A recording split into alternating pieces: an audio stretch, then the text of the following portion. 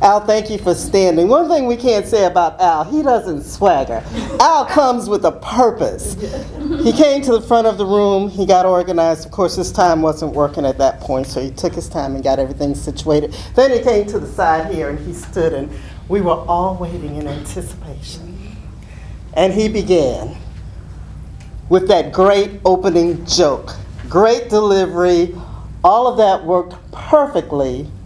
And then, and I've heard Al speak a lot, so I'm used to Al laughing at his jokes because Al laughs at his jokes harder than anyone else.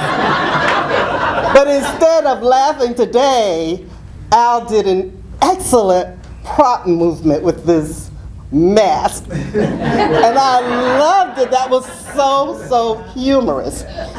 Al, I'd like to break this down by talking about your organization, your content, and your delivery. Your opening, as I just described, I loved. And I'm going to talk about loving a lot of things that Al did today, and I'll try to explain why.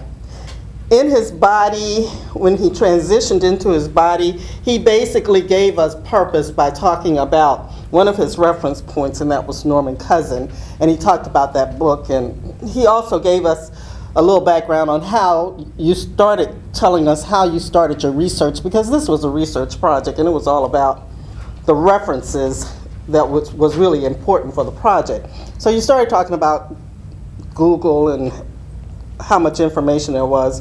You transitioned into talking about the book.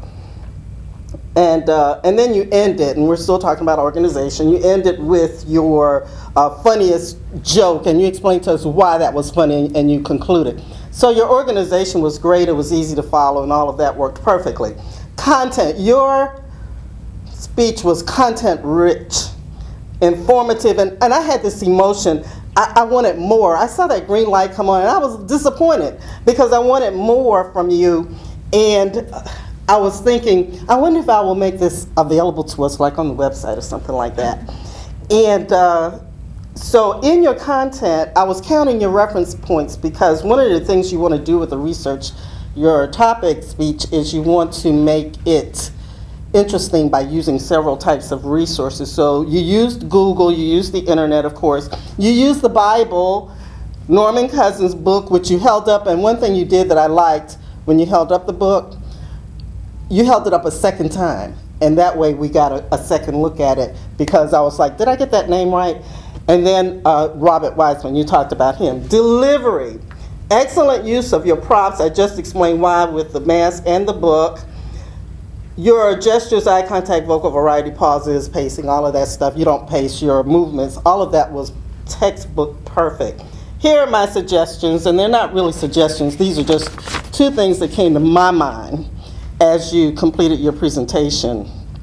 Number one, when you came to the front with all of these items that you've laid out, when I see someone put things out, I want to see everything used. And the only thing you used was the book and the mask, and I saw you arranging several other things.